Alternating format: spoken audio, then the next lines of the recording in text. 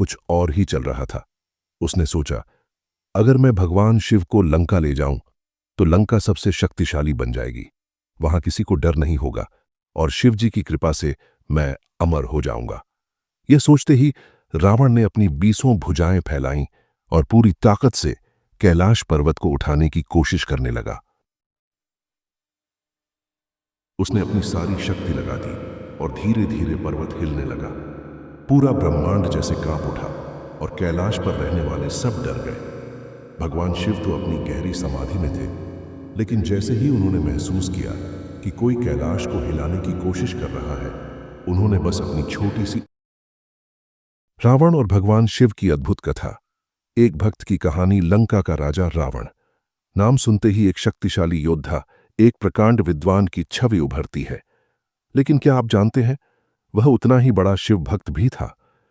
उसकी भक्ति ऐसी वैसी नहीं थी, इतनी गहरी थी कि स्वयं भगवान शिव भी उसके तप से प्रसन्न हो जाते थे। रावण वेदों का झांता था, शास्त्रों का पंडित था और संगीत में तो उसका कोई सानी नहीं था। उसकी भक्ति और उसकी शक्ति दोनों ही उसे अद्भुत बनाती थीं। पर कहते हैं ना, कभी कभी हमारी सबसे बड़ी ताकत ही हमारी सबसे बड़ी परीक्षा बन जाती है। रावण के साथ भी कुछ ऐसा ही हुआ।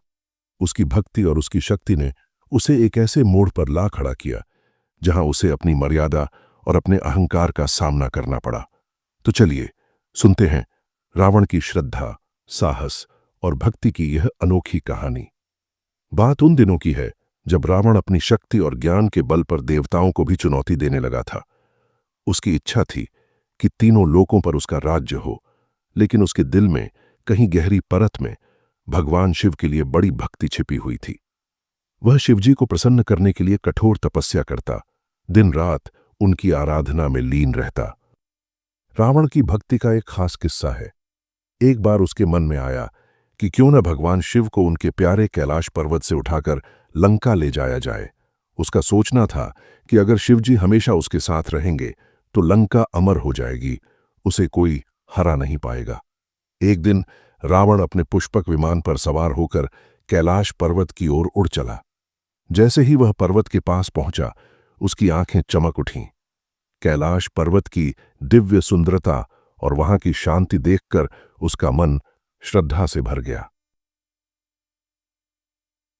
पर्वत की चोटी पर भगवान शिव ध्यान में बैठे थे और हिमालय की ठंडी हवाओं में उनकी जटाओं से बहती गंगा की धारा मधुर संगीत सुना रही थी।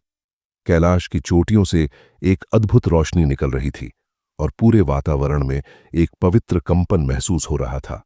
लेकिन रावण के मन में तो कुछ और ही चल रहा था।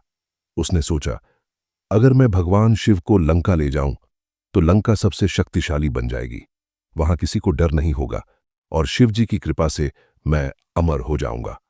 यह सोचते ही रावण ने अपनी 20 भुजाएं फैलाईं और पूरी ताकत से कैलाश पर्वत को उठाने की कोशिश करने लगा।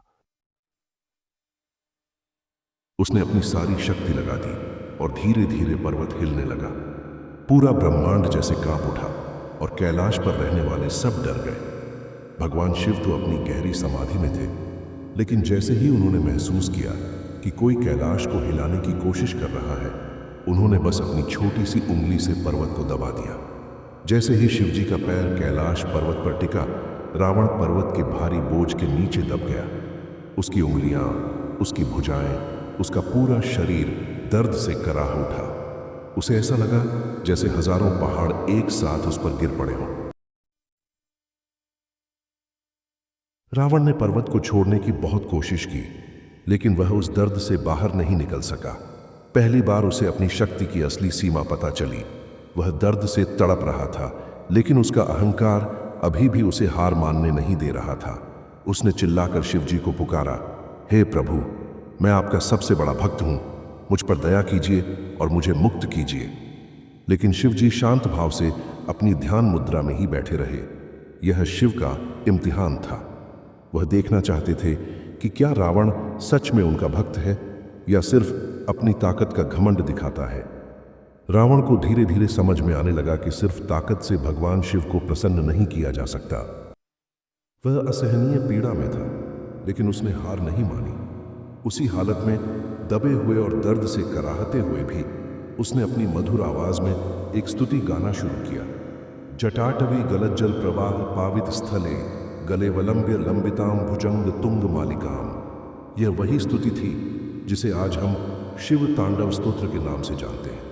रावण की आवाज में इतनी भक्ति और इतनी पीड़ा थी कि उसकी गूंज पूरे कैलाश में फैल गई। देवता, आर्षि, गंधर्व सब उसकी भक्ति और समर्पण को सुनकर मोहित हो गए।